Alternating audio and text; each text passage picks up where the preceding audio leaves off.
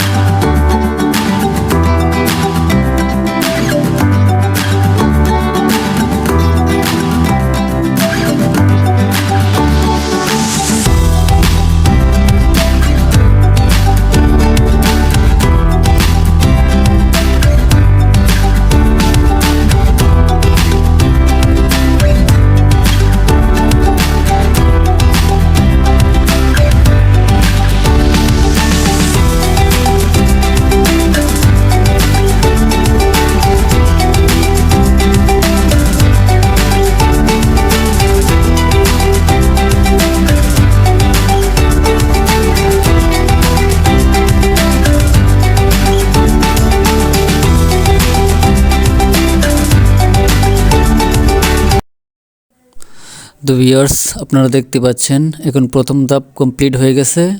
এটা যে অবস্থা আছে এটাকে আমরা শেপ বলে থাকি। এখন শেপটাকে আবার অন্য আরেকটা মেশিনে লাগানো হবে পরবর্তী দ্বিতীয় ধাপে, অর্থাৎ হাফ ফিনিশ তৈরি করার জন্য। তো ভিডিওটা দেখতে থাকুন।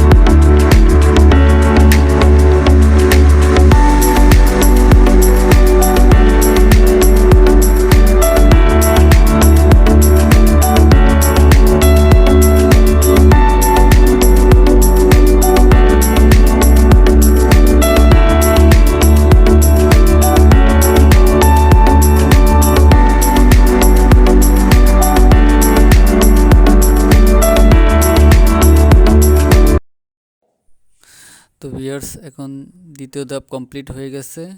এখন যে অবস্থা দেখতে পাচ্ছেন এটাকে আমরা হাফ ফিনিশ বলে থাকি। তো এখন এটাকে আবার মেশিনে লাগানো হবে তৃতীয় ধাপে, অর্থাৎ ফুল ফিনিশ কমপ্লিট করার জন্য।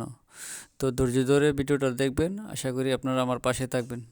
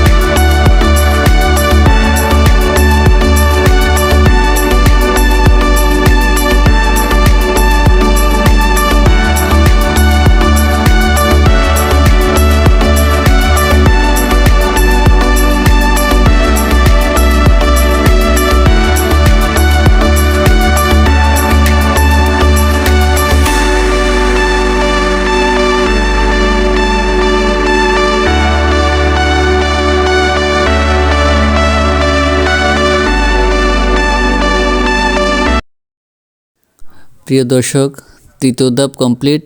এবার চতুর্থ ও শেষ ধাপ, অর্থাৎ এখন পালিশ করার পালা। তখন পালিশ মেশিনে লাগানো হবে। তো আপনারা আমার পাশেই থাকুন। ধন্যবাদ।